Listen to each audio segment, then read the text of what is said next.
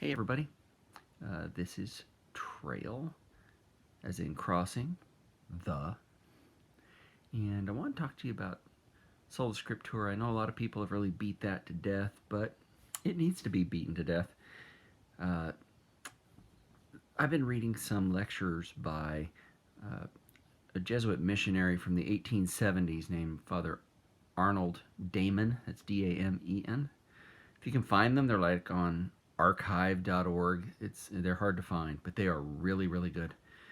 And he gave me, unbeknownst to him, some ideas for what I'm about to say, and I think they're worth repeating, even though they're 120 years old.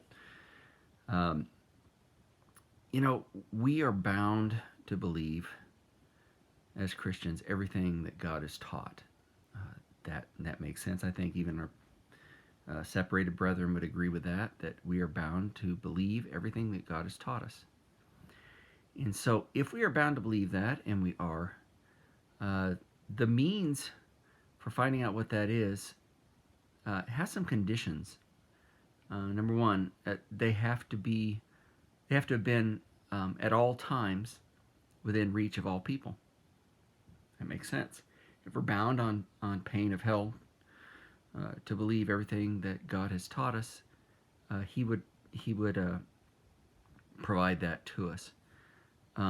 It's got to be adapted to the capacities of all people. It's got to be easy for anyone to understand. It's a concept called perspicuity. Uh, that that revelation would have to be clear and easy to understand, and we have to have an infallible means so that if someone makes use of it, they will be brought to knowledge of all that God has taught. I don't think anybody could argue with those premises. Um, Now, my Protestant friends would say, "Yep, we have that. It's the Bible, uh, the way I interpret it, and only the Bible." And Catholics would say, "No, it's the Church of the Living God." Uh, so I want to talk about at least the first. Maybe we'll get into some of the other uh, ways that we would know what the means is of knowing everything God has taught us. Uh, for one, it has to be been within reach of all people. Well, the New Testament um, was being written for the first, say, up to 95 years, or to the year 95, sorry, so that'd be about 60 years of the church. Were those people in incomplete possession of all that God has taught and therefore unable to believe all the truth that God wanted to reveal? It wasn't even compiled for another 287 years. Uh, so again, was all that God wanted us to believe within reach of all those people from a book? I mean, Jesus never did uh, say, "Here, I'm giving you a book, translate it, print it, get it everywhere, and people will read it, and then they'll know what the truth is." No, he told the apostles, "Go into all the world and teach everything I've commanded you and baptize them." Uh, he didn't say, "Go write a book," or he'd have written a book. And you know what? If he had told the apostles, "Hey guys, once you're dead, the writings you have of what I taught are all the people are going to have to go on. And so make sure to write everything down, because, like I said, once you're gone, I'll help you make it clear. But once you're gone, that's all they're going to have.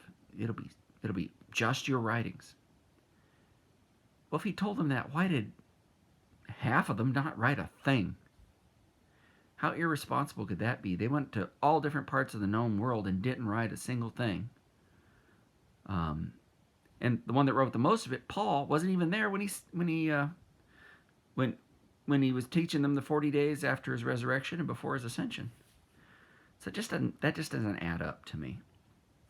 So move ahead 1400 years. People didn't have access to the scriptures. They were all hand copied. The price of a couple of houses to procure one. That's why they were chained to the pulpits, because they were very valuable. Same reason that they keep jewelry in a case at a jewelry store.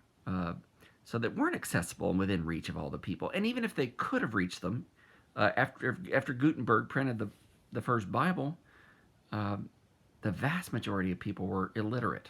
So it was out of their reach. So God would require us to believe everything he taught and then put it all in a book that was out of reach for most, and even if it was within reach, couldn't have been read. It doesn't make sense. Uh, and it has to be adapted to the capacities of all people. So, you know, people who, like me, who maybe aren't as educated or just don't have some of the mental capacity of other smart people, um, should be able to comprehend everything that's in there. But that's not the case either. Even very smart people disagree about what the Bible teaches. It's like everybody likes football, and they agree on the rules, but nobody likes the referee because nobody wants somebody else making a decision about what's right and wrong. So it's not adapted to the capacities of all people. It takes some expertise to do that. That's why God put in the church pastors and teachers. And it has to be an infallible means so that if someone makes use of it, they'll be brought to a knowledge of all that God has taught. Well, I can look through, I guess, Google. I was going to say look through the yellow pages, but how old am I now? And you can see hundreds. Look on Google, you can probably see thousands of listings under churches that tells you that just having a Bible is not going to infallibly lead somebody to the truth. While the Bible is true and it's inerrant, people are not going to interpret it correctly all the time, even most of the time. Everybody's looking at it through a specific lens of their experience and what they've been taught, and we need an infallible means so that we know that wherever we're getting our truth from will lead us to truth and to all that God has taught. And my thesis is that is not the Bible. That is the church that Christ promised to lead into all truth. Now, that church gave us the Bible. That's definitely one means, but it's also sacred tradition in the teaching office of the church, so that we wouldn't be led astray, and we wouldn't have it to where everybody's their own interpreter, and we have thousands of churches all reading the same book, and perspicuity is out the window. It obviously is not so clear that anybody could understand it infallibly and all come to the same conclusions. That's just not, experience shows us that's not happening. So Sola Scriptura fails on all three of those points. The scriptures haven't been available at all times and within reach of all people. It's not adapted to the mental capacities or intellectual capacities of all people, and it's definitely by itself not a means that somebody could use to infallibly come to a knowledge of God. You need the teaching office of the church and sacred tradition to interpret that Bible through. And so that's why in 2 Thessalonians, Paul said the church is the pillar and ground of the truth. He didn't say the Bible was, he said the church is.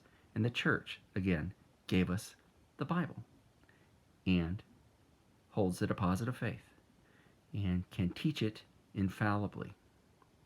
So, let me know what you think. See if that makes sense to you. It made sense to me because I wrote it down. But, let me know what you think.